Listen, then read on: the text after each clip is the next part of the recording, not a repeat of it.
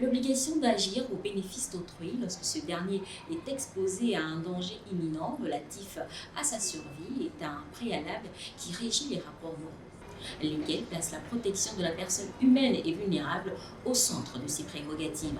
Mais cette obligation et ce devoir d'assistance ne semblent pourtant pas être la priorité aujourd'hui de certaines personnes qui, au lieu de secourir la personne en danger, préfèrent filmer toute la scène. À cet effet, il y a de fortes chances qu'un délit de non-assistance à personne en danger ait déjà eu lieu dans ce cas de figure.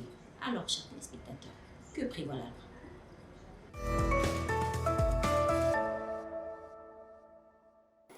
Si vous nous rejoignez à peine, eh bien, vous êtes sur Gabon 24. L'émission, c'est Ton droit, mon devoir. Et pour cette thématique de la non-assistance à personne en danger, nous recevons Maître Essingone. Il est conseil juridique près des juridictions gabonaises. Et avec lui, nous allons décortiquer cette thématique. Bonjour, Maître Essingone. Bonjour madame. Alors, d'entrée de jeu, peut-être revenir sur la définition. Qu'est-ce que l'on entend par la non-assistance à personne en danger? Alors, la non-assistance à personne en danger déjà relève des dispositions du Code pénal gabonais qui prévoit justement ce délit. Donc, en explication beaucoup plus simple, c'est le fait pour un individu de s'abstenir volontairement de porter secours à une personne menacée physiquement. Donc, ce secours peut être de deux phases. Soit lui-même, il porte secours, soit il appelle les secours, donc d'autres personnes.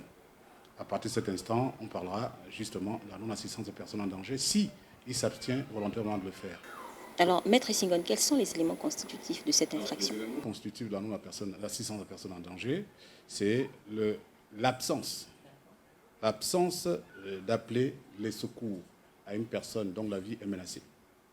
L'absence. Dès lors que c'est fait, si le fait pour vous de ne pas le faire, vous avez des justificatifs, donc c'est-à-dire que si aujourd'hui cette force, donc vous voulez forcément soustraire votre parent, votre ami ou quelqu'un que vous voulez porter secours, cette force n'est pas supérieure à la vôtre, si ça ne menace pas vous-même, si ça ne constitue pas un risque pour vous, dans ce cas, vous pouvez être dans les éléments qui constituent la non-assistance à personne en danger. Et quel est le délai de prescription? Justement, il faut relever que le délai de prescription, naturellement, en application des dispositions du Code pénal gabonais, les délais de prescription sont déjà prévus, notamment en ce qui concerne l'article 158 du Code pénal, du nouveau Code pénal, je rappelle bien, en matière de délit, parce que la non-assistance à personne en danger est une infraction de droit pénal. Et il faut que vous compreniez que cela peut être un délit comme un crime. Ça dépend de la nature. Ça dépend de la nature. Si vous assistez quelqu'un qu'on est en train de tuer et qui finit par décéder, et vous, il était peut-être question pour vous d'apporter un secours qui pourrait lui soustraire justement de ce crime, ce ne serait plus une infraction délictuelle. Ça va être criminel. Donc les délits sont en fonction, disons, les peines encourues sont en fonction effectivement de la nature de l'acte qui a été posé, donc la qualification des faits. Si les faits sont qualifiés en crime, les sanctions sont d'ordre criminel. Si les faits sont qualifiés en délit, les sanctions sont délictuelles. Voilà. Peut-être aussi revenir en même temps sur les sanctions encourues. Et les sanctions encourues, effectivement, en application justement des dispositions de l'article 35 du Code pénal gabonais, c'est en fonction, effectivement, des sanctions qui vont être données, seront en fonction du qualificatif. Donc, si c'est qualifié de façon délictuelle, donc si c'est un délit, les sanctions ne sont pas les mêmes qu'en matière de crime. Donc, si je parle de façon ramassée en disant que la non-assistance en danger étant relevant du droit pénal et étant un délit, mais lorsqu'il est qualifié en crime, comprenez tout de suite que les sanctions vont changer. Hein?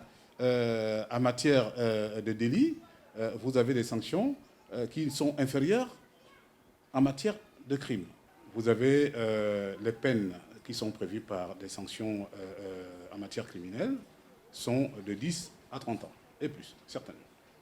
Et vous avez les sanctions en matière de délit, donc les sanctions délictuelles, qui sont connus par des tribunaux de première instance, donc qui sont ça peut être d'un jour à 5 ans. Dès cet instant, il serait trop m'avancer ici à pouvoir statuer exactement la sanction type qu'il faut, dans la mesure où c'est en fonction de la nature de l'acte. Merci Maître Essingone pour toutes ces précisions.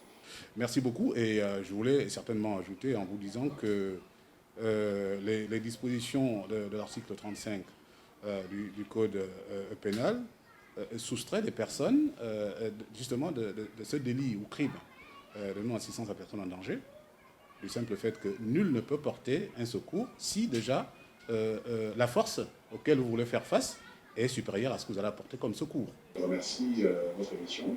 Je vous en dis, au nom de la Chambre nationale des conseils juridiques, je voulais encore remercier de plus.